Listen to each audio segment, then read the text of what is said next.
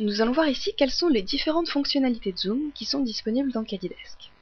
Faire un zoom, c'est le fait d'agrandir ou de rétrécir un dessin afin soit de travailler précisément sur certains objets, qu'on verra de plus près, soit d'avoir une vision plus globale du dessin. Les commandes de zoom sont accessibles de deux manières différentes. Tout d'abord, dans le menu Affichage Zoom, il y a toutes les options de zoom.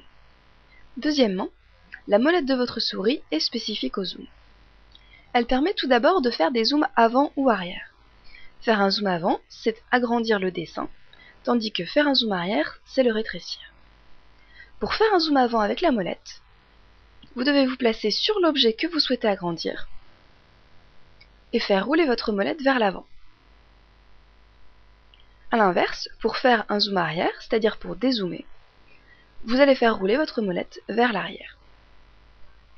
Vous remarquerez que votre logiciel prend pour centre du zoom l'endroit où est placé votre curseur à l'écran.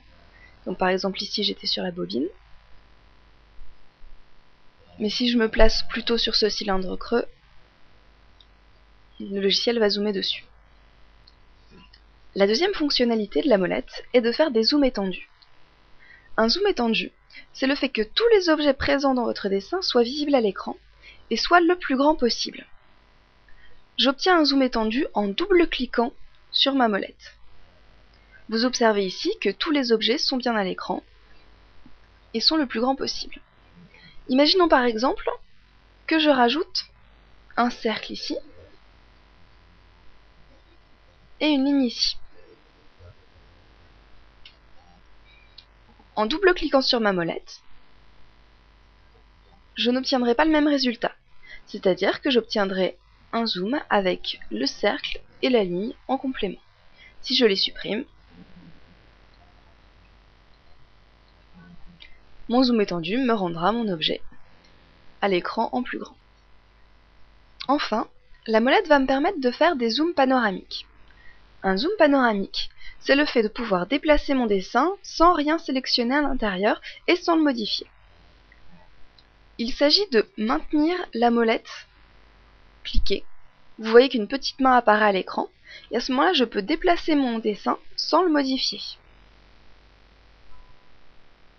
Cette fonctionnalité, c'est via la molette, mais c'est aussi la petite main qu'on voit ici, en panoramique temps réel. À ce moment-là, si je clique sur ce bouton, j'ai simplement à cliquer sur mon bouton gauche de la souris et à le maintenir enfoncé pour obtenir ce même zoom panoramique. Ça peut être très utile par exemple quand vous êtes sur un ordinateur portable et que vous n'avez pas de molette. Les trois zooms dont nous avons parlé sont également disponibles dans le menu Affichage, Zoom.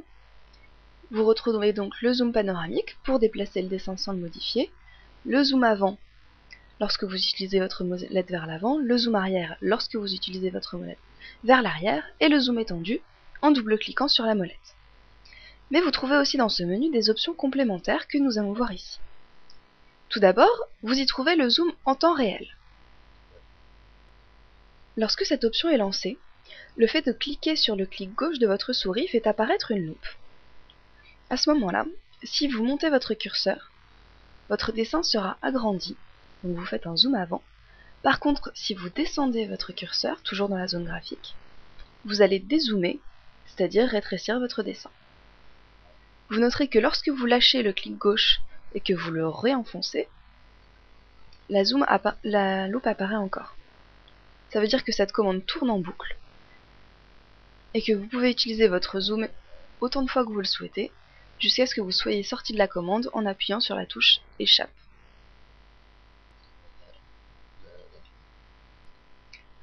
Le zoom fenêtre ensuite peut être très utile. Le zoom fenêtre, ça veut dire que Cadidesk va zoomer à l'intérieur de la fenêtre que vous allez créer à l'écran. C'est elle qui va s'afficher. Par exemple ici, si je crée une fenêtre de cette taille, j'obtiens directement ce qu'il y avait à l'intérieur. Donc ici je refais un zoom étendu pour faire un autre exemple.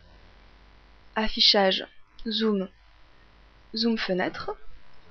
Je fais un premier clic gauche que je lâche, je dessine ma fenêtre, je fais un second clic gauche que je lâche, et là j'obtiens le résultat, j'obtiens l'affichage, ce qu'il y avait à l'intérieur de ma fenêtre. Ensuite, vous trouverez dans ce menu le zoom qu'on appelle le zoom objet. Ici, je vais retourner en zoom étendu pour l'exemple. Donc je lance affichage zoom, zoom objet. Ça va me permettre de zoomer exactement sur des objets que je vais sélectionner. Donc ici, vous le voyez dans la ligne de commande, on me dit spécifier les objets que je veux. Donc je sélectionne mes objets sur lesquels je veux zoomer. Une fois que c'est fini, je tape sur Enter et le logiciel me fait un zoom sur les objets que j'ai sélectionnés. Donc je vais relancer un exemple avec d'autres objets. Donc affichage zoom, zoom objet. Je choisis de zoomer plutôt sur le socle de mon dessin. Je tape sur Enter et j'obtiens le zoom sur ces objets. Ensuite, vous trouverez dans le logiciel ce qu'on appelle le zoom précédent. Zoom précédent, c'est logique, ça signifie que le logiciel va lancer le dernier zoom que vous avez utilisé. Par exemple, ici, je vais zoomer sur ma bobine. Je travaille dessus, donc je le sélectionne, etc. Je désélectionne.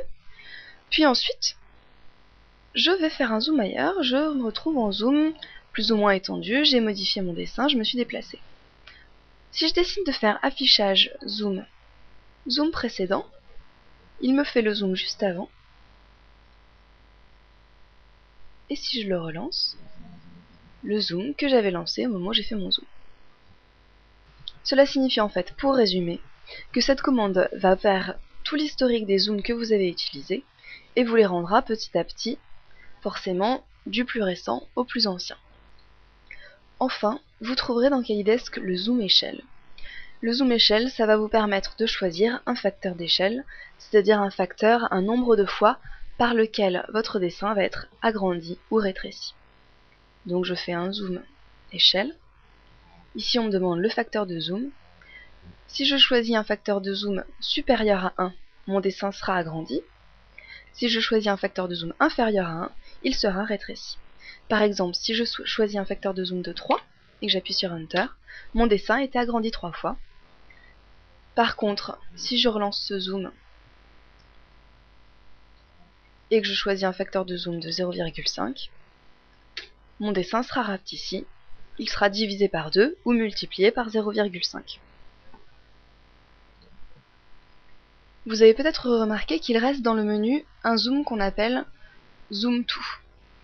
Ce zoom est spécifique, il n'est pas forcément utile de le connaître au début.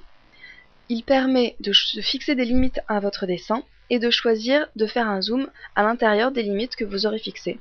Mais nous y reviendrons plus tard, peut-être dans une partie perfectionnement de ce blog.